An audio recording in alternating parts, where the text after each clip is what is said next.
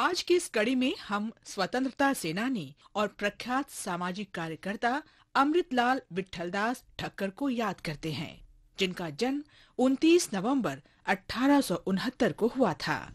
ठक्कर बापा के नाम से लोकप्रिय अमृतलाल विट्ठलदास ठक्कर ने भारत के कई राज्यों में तथाकथित निम्न जातियों और जनजातियों के कल्याण के लिए अपने जीवन के 35 से अधिक वर्ष समर्पित कर दिए।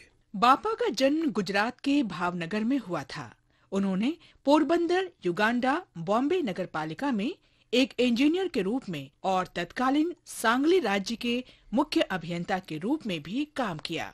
कुर्ला के बॉम्बे उपनगर में काम करते हुए बापा तथाकथित निम्न जातियों की दयनीय स्थिति से विचलित हुए।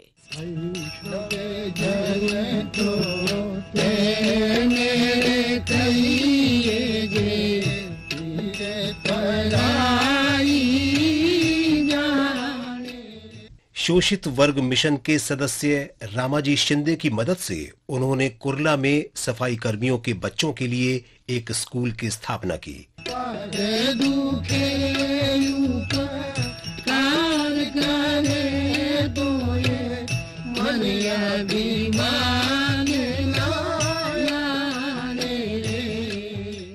उन्नीस 1914 में वे सर्वेंट्स ऑफ इंडिया सोसाइटी में शामिल हो गए।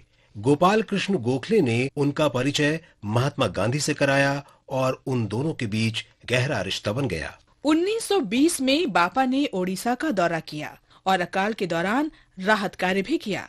1923 में उन्होंने आदिवासी उत्थान के लिए प्रयासों के तहत भील सेवा मंडल की स्थापना की। वे 1926 में भावनगर राज्य विषय सम्मेलन के अध्यक्ष बने और 1928 में उन्होंने काठियावाड़ स्टेट्स पीपल्स कॉन्फ्रेंस की अध्यक्षता की। 1930 के सविनय अवज्ञा आंदोलन के दौरान ठक्कर बापा को गिरफ्तार कर लिया गया और 6 महीने सश्रम कारावास की सजा सुनाई गई, लेकिन उन्हें 40 दिनों के बाद ही रिहा कर दिया गया। वे हरिजन सेवक संघ के सचिव थे और उन्होंने 1944 में गोंड सेवक संघ की स्थापना की। बाद में इस संगठन का नाम बदलकर वनवासी सेवा मंडल कर दिया गया। ठक्कर बापा को संविधान सभा की एक उप समिति का अध्यक्ष चुना गया था। उन्होंने 1950 में ट्राइब्स ऑफ इंडिया पुस्तक लिखी थी। ठक्कर बापा सार्वभौमिक अनिवार्य शिक्षा की शक्ति में दृढ़ विश्वास रखते थे और अस्पृश्यता के उन्मूलन की भी हिमायत करते थे। उन्होंने हर जगह इन मिशनों को लेकर भारत के कई हिस्सों की यात्रा की। महात्मा गांधी ने एक बार कहा था कि उनकी महत्वाकांक्षा ठक्कर बापा के निस्वार्थ सेवा के रिकॉर्ड की बराबरी करने की थी। 20 जनवरी 1951 को 81 वर्ष की आयु में ठक्कर बापा का निधन हो गया। इंडिया पोस्ट ने 1969 में उनके सम्मान में एक डाक टिकट जारी किया। हम इस महान भारतीय देशभक्त को सलाम करते हैं जिन्होंने अपना जीवन शोषित वर्ग की सेवा में समर्पित कर दिया।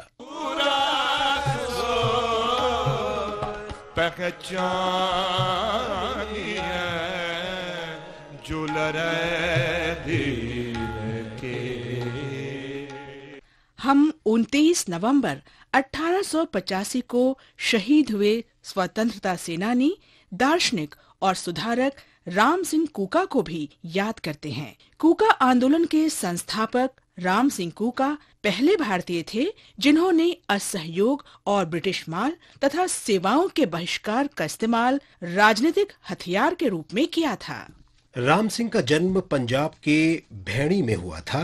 एक नवयुवक के रूप में वे नामधारी आंदोलन के संस्थापक बालक सिंह के शिष्य बन गए। बालक सिंह ने अपनी मृत्यु से पहले राम सिंह को नामधारी आंदोलन का नेता नियुक्त किया। वो महान महाराजा रणजीत सिंह की सेना का हिस्सा थे। रणजीत सिंह की मृत्यु के बाद राम सिंह ने सिखों को अपना आत्मसम्मान हासिल करने में मदद करने का दृढ़ संकल्प लिया। उन्होंने नामधारियों के बीच नई प्रथाओं की शुरुआत की जिन्हें कूका कहा जाने लगा, क्योंकि वे ऊंचे स्वर में भजन गाते थे।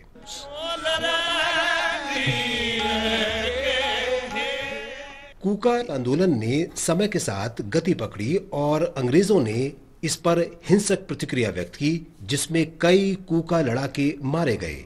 राम सिंह को रंगून भेज दिया गया और बाद में आजीवन कारावास की सजा के लिए अंडमान भेज दिया गया। 29 नवंबर 1885 को उनका निधन हो गया। दिल के